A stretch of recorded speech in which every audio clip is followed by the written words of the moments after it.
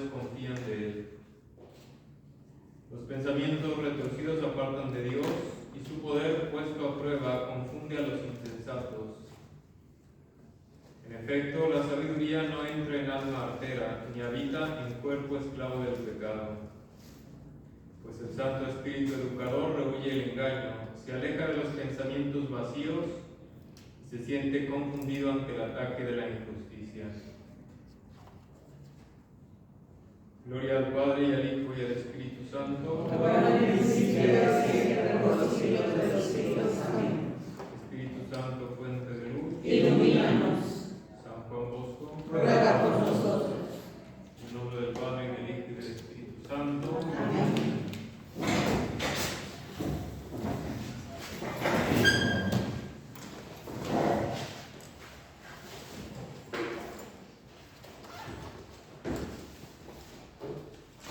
Bueno, hoy la sesión de hoy va a estar un tanto saturada de información.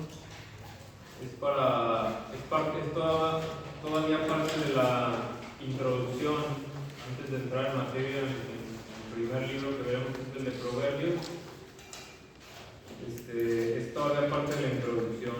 Entonces, para ya no hacer una tercera clase con la introducción, pues hoy avanzamos y concluimos con la introducción.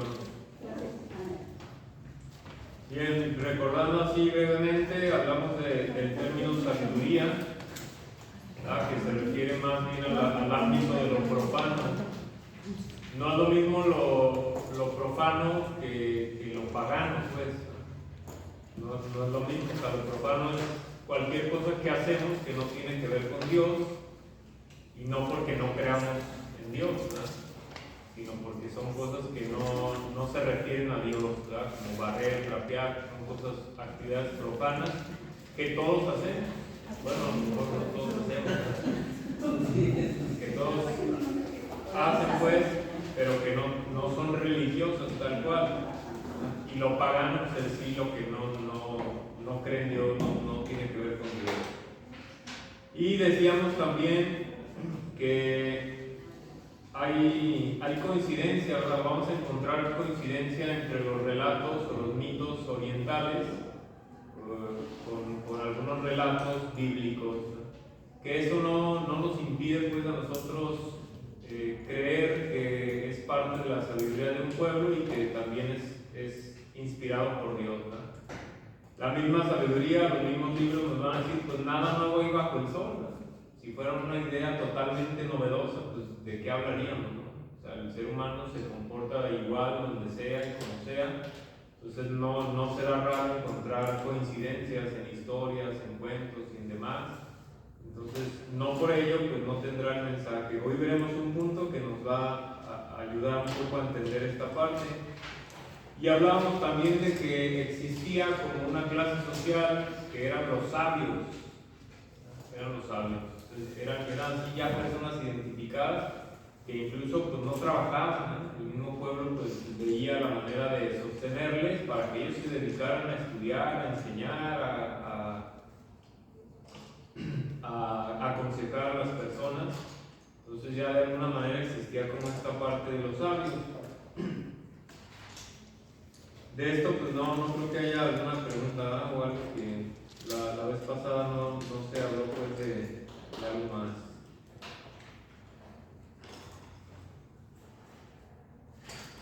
Toda esta experiencia recogida y organizada en el proverbio, fruto de la reflexión y en sus derivados, constituye justamente el género literario sapiencial. Es decir, principalmente proverbios, ya lo veremos en su tiempo más a detalle, pero frases pequeñas que tienen un contenido de sabiduría práctica, y de ahí se desprenden pues como discursos un poco más extensos. Decíamos que la ley, digamos, o la regla básica del proverbio, pues es no hacer mal a nadie. Es la fórmula utilitaria, decíamos, más que caritativa. No hacer mal a nadie, pues a lo mejor tampoco hago el bien. Como esa gente que no, yo no me meto con nadie, ¿verdad? Pero pues tampoco hacemos el bien. de alguna manera sí nos van a limitar, así como que no hagas esto, no hagas aquello, en una primera parte, pero eso pues no es, digamos, lo más caritativo. No estoy haciendo caridad por no meterme con nadie, más bien por salir al encuentro del que lo necesita. Al condicionar el bienestar a la práctica de ciertas virtudes naturales que son congénitas al hombre y constituyen la base de la moralidad. Poco a poco se nos irán, aquí se irá hablando de estas virtudes, del bienestar, de las virtudes que se consideran naturales, que surgen sin alguna enseñanza: la justicia, la honestidad, la veracidad, la lealtad, la fidelidad conyugal, la amistad, la afabilidad, la fuga de los excesos y hasta cierto ascetismo.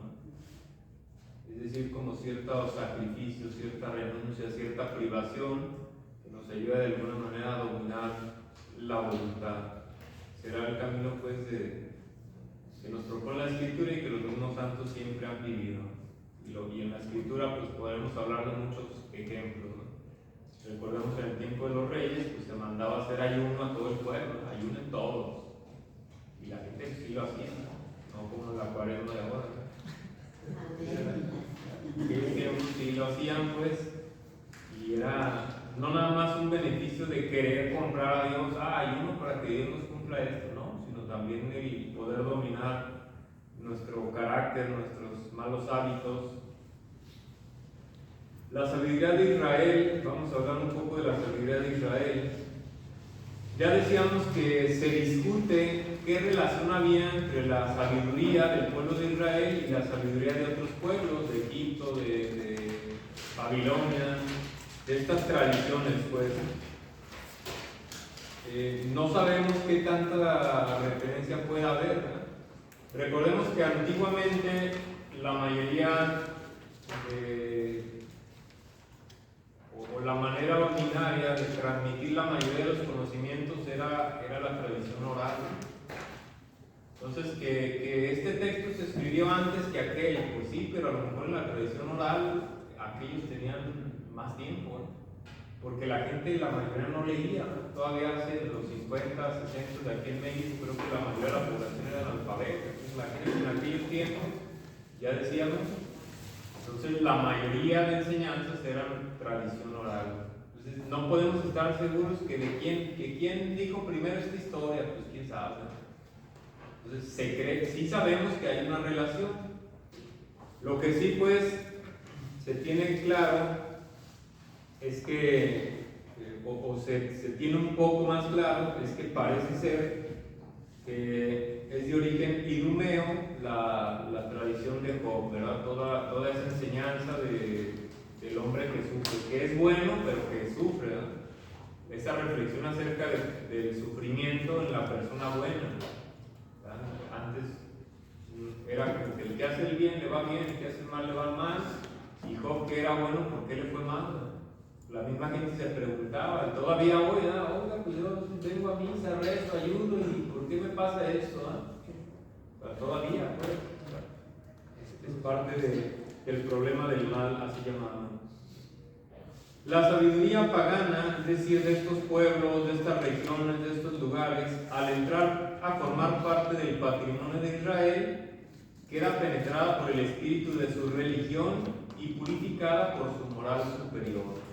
Es decir, no es que nos agarramos una historia nosotros y así como está la contamos, no, sino que el pueblo de Israel, conforme a su sabiduría, su cultura y evidentemente su fe, pues le va añadiendo, ¿verdad?, pequeños detalles que tienen que ver con el Dios de Israel. Esta transición o esta adaptación o trasplante, así dice aquí, no alteró su rasgo de apertura al mundo.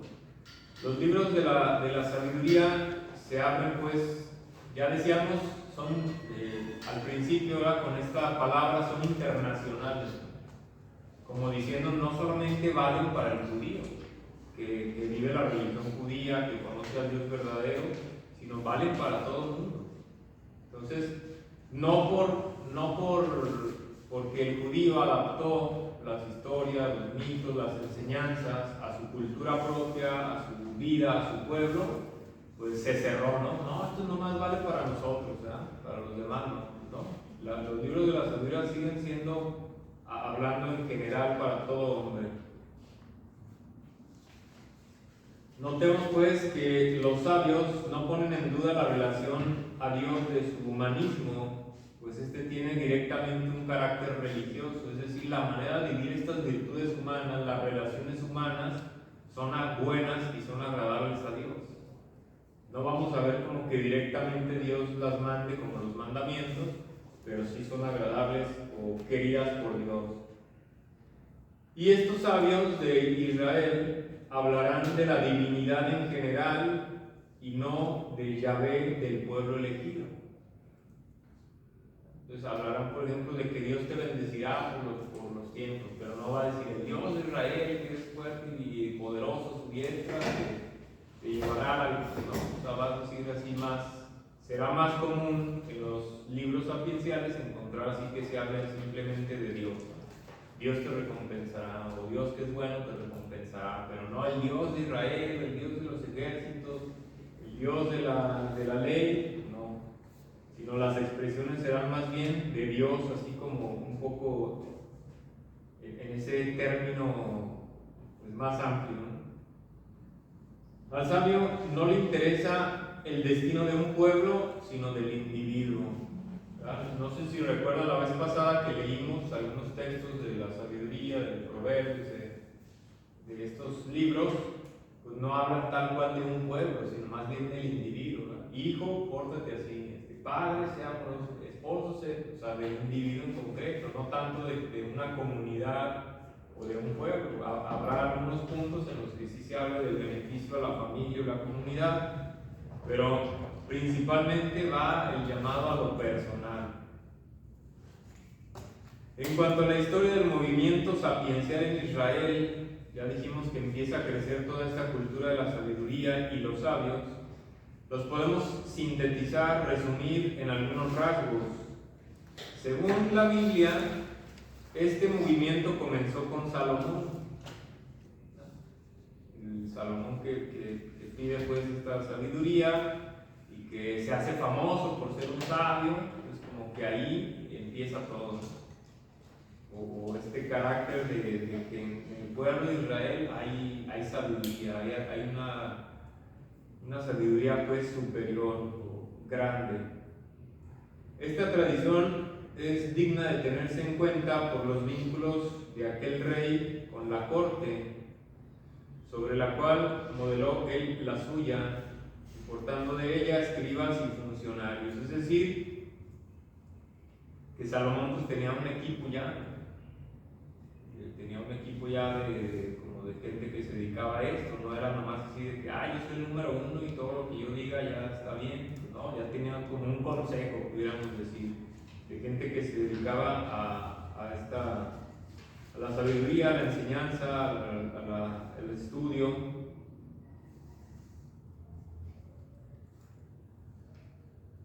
Se habla de una actividad sapiencial desde el tiempo de los jueces.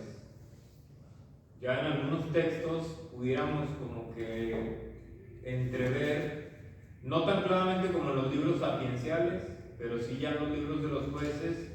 Recordemos que los jueces se eligieron para gobernar, ¿no? Y la gente que tenía problemas iba con el juez y le preguntaban, oiga, pues que yo tenía 2 gallinas y de la otra, pero una se envenenó, la otra se murió, y ¿cómo le hacemos? Y iban y le preguntaban y ya él decía, no, pues esto, o esto. Entonces él tenía como esa gracia o esa inspiración de la sabiduría, de poder elegir. Entonces ya desde los jueces, ya ellos toman como ese papel de la sabiduría. Después de los jueces vendrán los reyes. Luego, por 2 siglos, parece que desaparece la sabiduría. Pareciera que no hay así como escritos, no hay como un equipo, una tendencia, una línea de la sabiduría, hasta el reino de Ezequías, la misma Biblia nos dirá, en cuya corte un grupo de letrados recoge proverbios del pasado. Dice en Proverbios 25:1, estos también son proverbios de Salomón, coleccionados por los hombres de Ezequías, rey de Judá. Entonces con este texto se nos deja ver que ya con este rey, un grupo de iletrados recoge proverbios anteriores. Se pone en relación el trabajo de estos letrados con el nacimiento de la casta de los sabios, destinada a obrar como tercera fuerza de Israel. Siempre por encima estará nuestro, bueno, dependiendo del tiempo, pero en este tiempo pues serán como una parte, una fuerza importante. Desde ese momento abunda la información, pero no es como lo más importante. De hecho, pues nunca lo será. Ya la vez pasada explicábamos, ¿verdad? Digamos, los escritos se dividen entre la ley, los profetas y los escritos. Y el decir los escritos era así como que, pues otros sí son importantes, pero son otros escritos. Entonces, lo más importante nunca dejará de ser la ley. Entonces, estos escritos o esta sabiduría siempre quedará así como que, a ver, primero la ley y después todo lo demás. Y de hecho, los profetas, por ejemplo, Isaías, ponen en ridículo la sabiduría de los ministros de Ezequías y del faraón. Y Jeremías la ridiculiza más todavía. Vamos a leer, por ejemplo, ahí en Jeremías 8:8. Y por ahí alguien, Ezequiel, ¿qué jueces? ¿Sí? 7:26.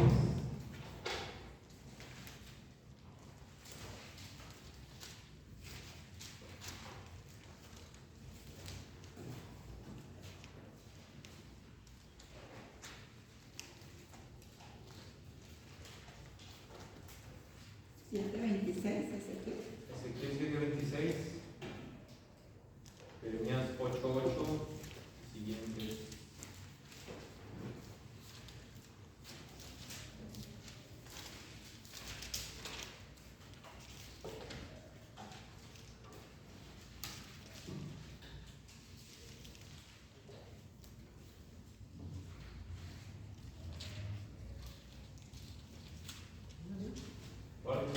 ¿Cuál es? Jeremías 8:8. ¿Sí? Sí, y avanza varios versículos. ¿Cómo pueden decir somos sabios? Poseemos la ley del Señor.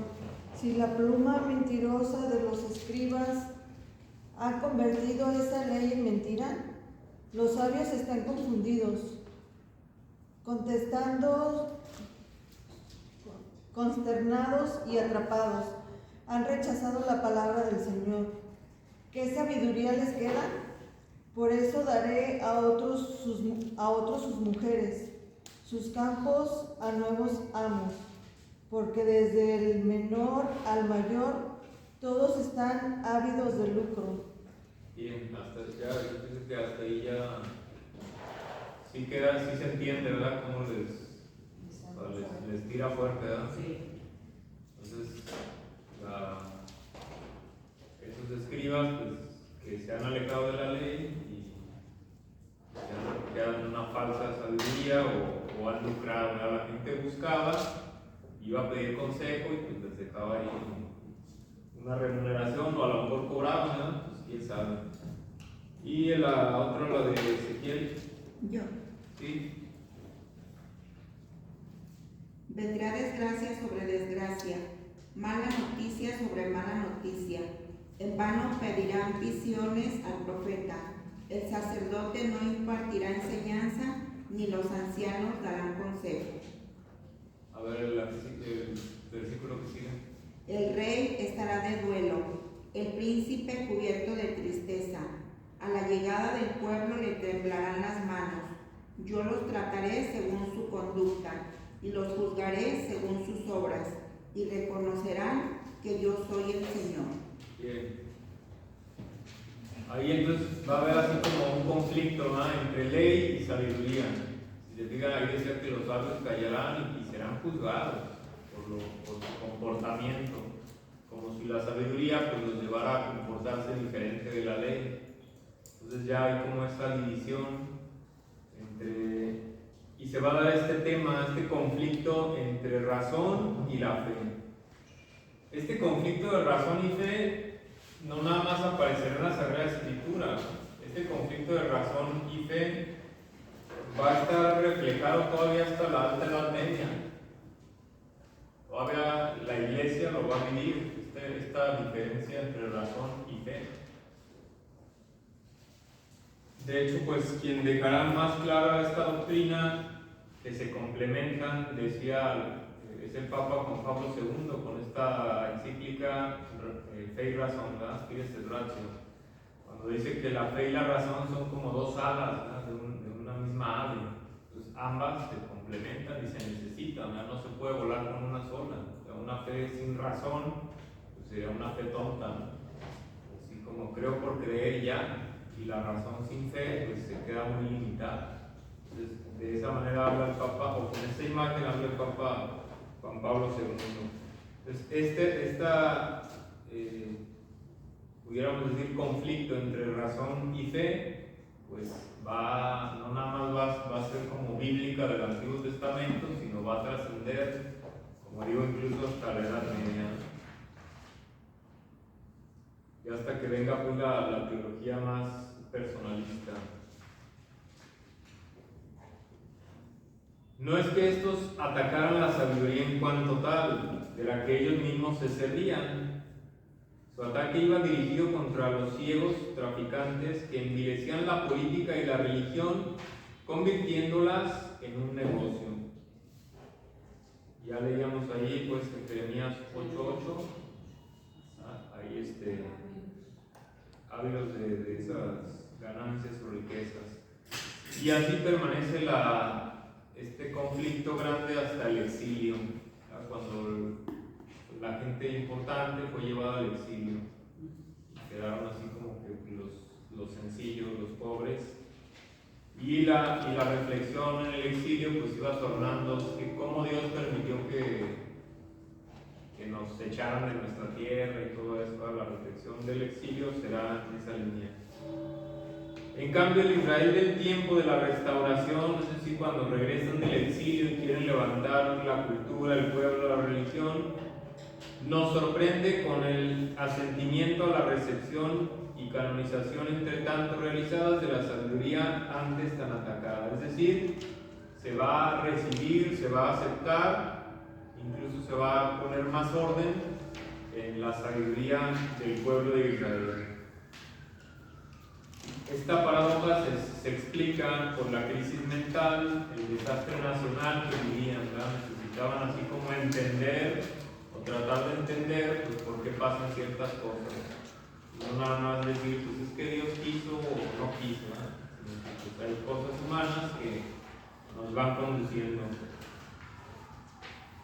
Esto bastó para que se les concediera nuevamente el derecho de ciudadanía, y que los sabios tuvieran un lugar importante en el pueblo, en la sociedad. Pero el mérito mayor de la rehabilitación de la sabiduría corresponde a los profetas, los cuales antes pues los miraban con hostilidad. A esto pues aportará mucho, por ejemplo, Ezequiel con su doctrina de la retribución individual, y ya antes la de Jeremías, abogado de una religiosidad personal. Una nueva alianza, que la ley estará escrita en los corazones. Entonces ya recordemos que se hablará en los últimos capítulos de Jeremías y de Ezequiel de que la ley estará escrita, ¿verdad?, en los corazones de las personas, en la inteligencia. Entonces su manera de obrar, sus decisiones, será iluminada por la ley de Dios. Entonces, sí, ya se concilió, pues, así como que sí, la sabiduría es importante, ayuda, pero detrás de esa sabiduría está la ley de Dios. Entonces volvemos a decirlo, o sea, no hay nada más importante que la ley. Pero esa sabiduría se verá iluminada o respaldada por la ley de Dios. Por eso los sabios de Israel, enseñados por el desastre nacional y anclados en la revelación, y convirtiéndose de sabios y escribas del rey en sabios y escribas del Espíritu. Eran los educadores apropiados del nuevo pueblo de Dios. Esto nos debe de tratar de, o tenemos que tratar de entender esta parte, ¿no? Y sabiendo pues además que mucha gente pues no vivía tantos años, ¿no? Dicen que en aquellos tiempos pues ya 40 ya era mucho, ¿no? Ya estaría ahí llegando al último suspiro, ¿no? ¿Dónde nos dejan? Pues sí, no sé si es si era importante, o sea, ya ver una persona de ciertos años, pues si era así como que no, todo lo que ha vivido, todo lo que ha aprendido, todo. Y es ver esa parte. Yo, a lo mejor cuando era más joven, no sé si ustedes mismos lo experimentaron, yo escuchaba pues ya que decía, no, pues que los ancianos, ya todo lo que nos pueden enseñar y su experiencia de vida, pero pues yo así con mi abuela, pues como que no, así como que no se me hace así tan sabia. Yo pues ya vi internet, pues ya no sabía nada. Pero más bien es que uno no sabe de qué hablar, ¿no? Cada uno quiere, cuando es joven o cuando es adolescente o cuando es niño, pues te sientas con el viejito a hablarle de aplicaciones, de celulares, pues ¿qué vas a ver? Nada. Pero cuando uno ya tiene más edad, pues ya platicas como de cosas de vivencias, ¿no? De cómo llevar a la familia, de cómo comportarte en la vida, de cómo gastar tu dinero, de cómo, o sea, ya de cosas que sí la experiencia de vida que tienen, pues sí les ha dado como, o al menos más colmillo, como decimos, ¿no? Entonces de niño uno sí se acerca al viejito, no, pues es que no sabe nada ni de la Champions, ni pues de cosas que le interesan al adolescente, al niño. Pero ya que empieza a crecer temas de familia, de educación, de valores, demás, pues ahí sí ya se da cuenta uno pues que en verdad alguien te va a decir, no, yo por tantos años hice esto, y pues nomás no, por tantos años hice esto, y sí, pues ya como que no, pues o sea, es alguien que habla con la experiencia, ¿no? De haber tantos años hecho esto, o esforzado en esto, o errado en esto. Entonces ya podemos entender un poquito más esta parte de la sabiduría. Entonces el pueblo entendía eso y tenía gran veneración por los ancianos y la enseñanza que ellos podían dar. En esa línea pues podemos ver cómo tenían en un lugar primordial, en un lugar especial, en ese lugar importante a estos ancianos, a los educadores. No sé si a algunos a lo mejor ya les ha tocado. A veces, cuando hay quinceañera, yo digo, pues, ¿por qué se celebran los 15 años? O sea, en otras partes del mundo no hay celebraciones de 15 años, ¿no? ¿Por qué aquí se celebran los 15 años? ¿Por qué no los 18, ¿eh? O a los 14, que ya se pueden casar?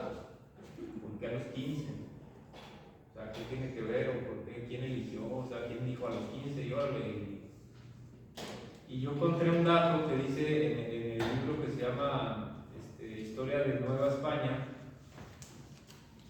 que en aquellos tiempos las mujeres que llevaban a 15 años, que era más o menos la edad como que la que se consideraban ya mujeres que entraban a la vida de la sociedad, las mujeres de 15 años eran llevadas con un grupo de señoras que eran consideradas como las señoras pues más educadas, más preparadas de la sociedad, ¿no? Las más respetadas. Entonces había una ceremonia en la que la quinceañera pues convivía con esas señoras y las señoras le instruían en lo que significaba ser una mujer de sociedad y de familia. Recordemos que para las pequeñas comunidades lo más importante es la familia y la comunidad. No hay nada más importante que la familia y la comunidad, porque si eso se deshace, todo se deshace, todo se viene abajo. O sea, no puede andar cada quien por su lado. Antes todavía eran comunidades pequeñas y familias y así vivían pues las personas.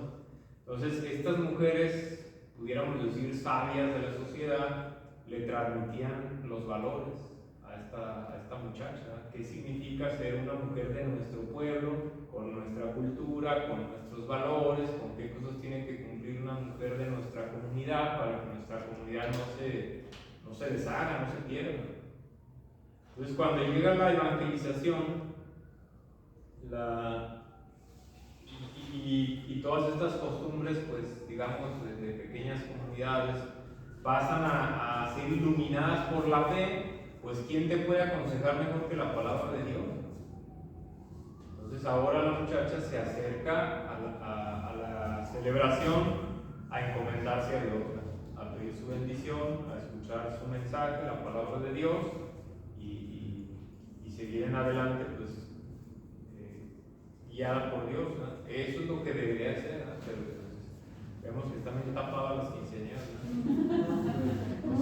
Es lo que Bien tapada. es el domingo que creo de la misa, no tienes más que otra más Tampoco que no parece que la competencia de quién viene más antes encueradas. Entonces, pues no. Eso debería ser, pues, pero a veces no se puede, ¿verdad? Hay quinceañeras que sí, pues son muy de iglesia y vienen muy dispuestos y hasta cantan y todo, y otras, pues no saben ni en qué momento pararse, ¿no? La primera vez que no la misa. Sí. Entonces, Y pues, sus invitados también. más por tradición que por encomendarse a Dios. Pero bueno, esta como. Ahí pudiéramos entender, como digo, ¿verdad? En aquellos tiempos pues, se buscaba esa sabiduría, y aquí en México pues también la muchacha que va a entrar a una edad de sociedad pues buscaba acercar al consejo de las personas mayores, a que le dijeran qué es comportarse, vivir como una persona pues de nuestra comunidad, de nuestra familia, de nuestros valores, y eso pues se ha perdido, ¿no? Entonces es muy importante. Cuando se habla de la educación en la familia, una psicóloga nos decía a los papás, ¿no? Pues es que a los papás les da miedo hablar de estos temas, ¿eh? De religión, de sexualidad, de homosexualidad. Y la psicóloga decía, lo que tú no les digas, se los van a decir en la calle. Pero ya si les dijiste tú lo que tú opinas, aunque ella no esté de acuerdo, ya va a haber una balanza. A ver, mi mamá dice esto, mi amiga está loca dice esto, ¿no? Ya va a haber una balanza. Pero si no le dijiste nada, lo único que escuchó ella es lo que su amiga o la calle le dijo, o las redes. Decía, o sea, no importa que creas que no te haga caso, pero hay que decirlo. Hay que decirlo. Entonces hay que retomar como esa parte de esa sabiduría, ¿no? De la experiencia de vida, lo que nosotros mismos hemos visto, vivido, incluso esa experiencia, pues que como decíamos, no todo nos tiene que pasar para decir, pues ya sé que esto es malo, ¿no? O sea, por la experiencia ajena también uno aprende. La educación sapiencial en Israel, los temas que tratan son esquemática y cronológicamente la orientación de la vida. De eso nos hablarán los proverbios, seremos los primeros libros que vamos a reflexionar. Y más tarde el eclesiástico, nos hablarán de la orientación de la vida, ¿no? Así como tu vida, cómo debe ordenarse, a qué hay que echarle ganas, en qué hay que poner atención, los valores. El Eclesiastés, la vanidad de las cosas, ¿verdad? Y así va a empezar el libro, vanidad de vanidades. Todo es pasajero, todo es vanidad, pues, al final de cuentas, ¿qué te queda? Nada. El otro día alguien me decía que le impactó mucho, pues se murió una persona y ya pues llega, no sé, Seneco, no sé quién llega, y la sacan en una bolsa, la embolsan, le ponen su cierre y dicen, no manches, ya ves que yo nunca había visto. O sea, que a la persona la meten en una bolsa como la basura. O sea, ¿por qué no se la llevan así, normal? No, pues no, es que. Digo, pues no, pues es que un muerto, como sabemos, pues, saca gases, saca líquidos, pues tiene que meterse en una bolsa. Sería muy insalubre, pues así llevarlo. Pero, o sea, es ese signo, o sea, así decían, ¿no? Como basura. Pues es que es algo en descomposición, ni modo que lo lleves así oreando, pues no. Y así es, o sea, esa sabiduría al final de cuentas, ¿qué va a quedar? ¿Verdad? Así que hayas hecho un montón de cirugías, pues te van a meter la misma bolsa que a todos.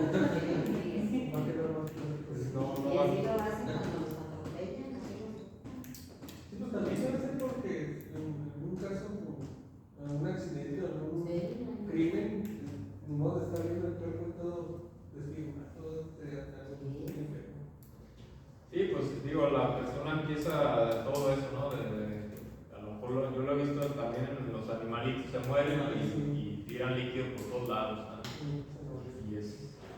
Pero el ser humano apesta peor que las ratas. Cuando se está pudiendo ya un gato. Incluso con la bolsa, cuando me tocó andar lo de COVID, varias veces me tocó entrar y que había muertos ya. Pero una vez estaba uno así apartado en una salilla y ya tenía, me dijeron, no, se murió en la madrugada, ya eran las 11 de la mañana. Y ahí seguía embolsado y sin aire acondicionado, que no servían allí en esa área. Y yo dije, bueno, se supone que ya no se le puede rezar más que 2 horas después de muerto. Pero yo dije, pues le rezo y ya, total. A lo mejor ya no va a oír nada, pero pues ya le rezo a su alma y todo. Me acerqué, no, me empezó a dar un olor así, que se te queda penetrado así, feo. Pues ya me alejé poquito y ya desde lejos dije, ya desde aquí, pero sí es un olor, con todo y la bolsa cerrada, o sea, me llegó un olor que se te queda así como que impregnado. Y es eso, pues, todo es vanidad a la hora de la hora, pues, no queda nada. Y por último, la inmortalidad, el libro de la sabiduría. El libro de la sabiduría nos va a hablar como del premio, ¿no? Si haces esto, pues llegarás a esto y bendecirán tus generaciones y alcanzarás pues la salvación. Entonces en ese orden irán. Proverbios y Eclesiástico es la orientación de la vida, es decir, hacia dónde hay que caminar, qué hay que hacer. Eclesiastés es la vanidad de las cosas, darnos cuenta pues, que todo es pasajero, ¿no? Y la sabiduría, pues la inmortalidad. Y este debería ser el caminar de cada ser humano. Algunos santos así lo han hecho. Cuando comienzan su espiritualidad es como que a ver qué voy a hacer y a qué le voy a echar ganas y esto y lo otro. Después ya es como empezarse a desapegar de todo, ¿no? Vivir un poco más sobriamente, tranquilo, ya relajada la vida. Como decía San Francisco, muy pocas cosas quiero, lo que quiero lo quiero poco, no es que ande detrás de las cosas, ¿no? Ya todo como que fluye. Y por último, pues la inmortalidad. Varios santos escriben acerca de su preparación para la muerte, así como nos preparamos para vivir la familia, el matrimonio, pues también sería bueno prepararse para la muerte, es decir, pues ya casi voy a dejar el mundo, pues cómo voy a preparar pues aquel momento o esa partida, ¿no? Pues también creo que María Ligorio tiene un librito de preparación para la muerte y otros más. Bueno, hasta aquí dejamos, no sé si hay alguna pregunta, algún comentario. Sí, padre, dijo Eclesiástico y Proverbios, ¿qué era? Allí viene en el manual, orientación de la vida. Yo le puse una flechita. Sí, orientación de la vida. Gracias. ¿Alguien ya empezó a leer estos libros o no? Sí, ya leo. Proverbios. Puras frasecitas, ¿ah? Sí. Es bueno tenerlas ahí a la mano, algunas. A veces no, digo, también es imposible que uno se aprenda toda la Biblia, nadie se sabe toda la Biblia. Algunos pasajes sí, pero pues sí, ir teniendo notas o teniendo claro, igual si rayamos con nuestra Biblia, pues está bien, ¿no? Mucha gente se lamenta a veces de que se pierde o que por ahí dejó olvidada una Biblia y no, es que yo tenía mis notas y todo de acá y ya no.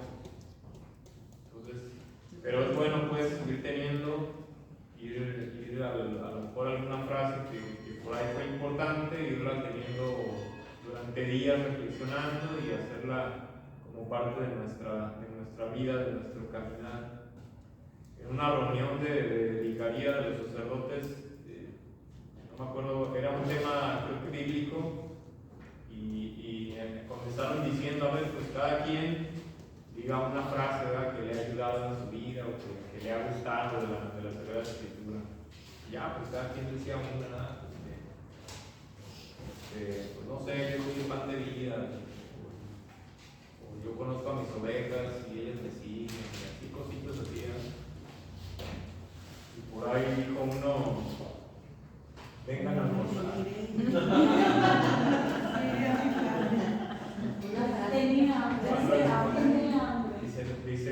no, todos se rieron, pero, y sí, pues era un padre así que le gustaba comer bien. Pero decían, no, pues es que, o sea, es cierto, o sea, realmente al reflexionar la imagen, es Jesús resucitado, que espera a sus discípulos con unos pescadillos asados y les dice, vengan a almorzar, o sea, y sentarte así con calma en un lugar apacible, a gusto, con Jesús resucitado a comer, pues. Entonces es como esa invitación, pues, sí, o sea, ya entendiéndola en el sentido espiritual, pues sí está bien, pues. Pero pues sí, en ese rato dio risa, digo, quién sabe si de verdad lo hizo por risa o si a lo mejor sí le llegaba, pero ya reflexionándola, pues es una frase muy bonita, pues. Y así, pues cada quien, digamos, podemos ir teniendo y esas frases, esas palabras, pues sí, nos ayudan a nosotros, o también a veces a alguna persona le ilumina. Una vez en el seminario,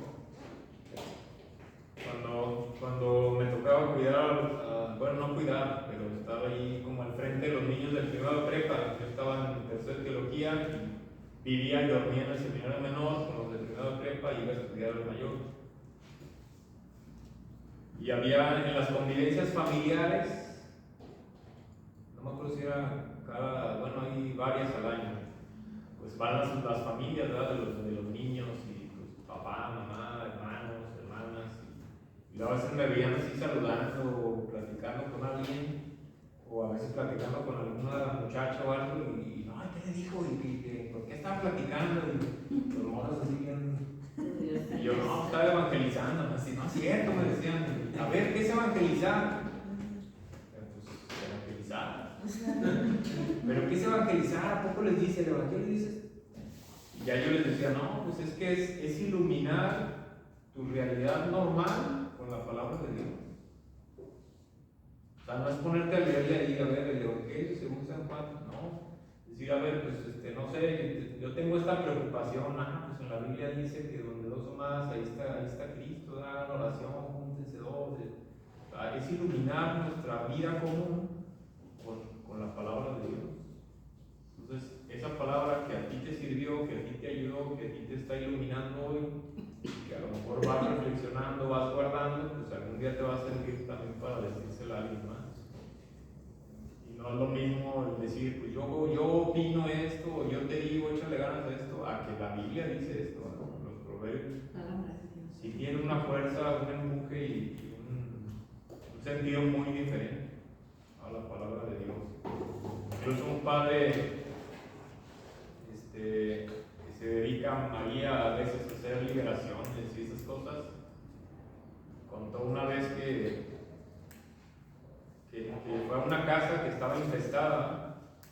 Cuando hay espíritus o demonios en un lugar, no en una persona, sino en un lugar, se llama infestación. Dice que fue una casa que estaba infestada. Y entonces cuando entró, pues la persona, no, pues que le diga mi casa y que hay esto y hay otro, y pues ya el padre, está bien. Y en la bendición a veces viene pues algún texto de la palabra de Dios, que invitaban a Jesús a su casa y demás. Entonces ya él se puso ahí y dice, cuando empecé a leer la Biblia, se empezaron a mover cosas. Dice, o sea, con el puro empezar a leer la Biblia en voz alta, se empezaron a mover cosas. Dice, pues ahí había algo. Entonces, pues sabemos cómo no la palabra del hombre, sino la palabra de Dios sigue siendo pues eficaz, ¿no? Digo, ya se van a ir asustados a lo mejor.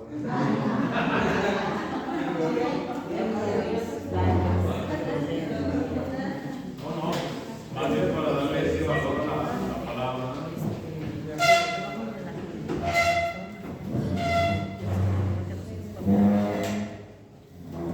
Dulce Madre, no te alejes de nunca de mi nombre, ven conmigo para hacer las cosas de Dios, ya que no te llegues a la madre,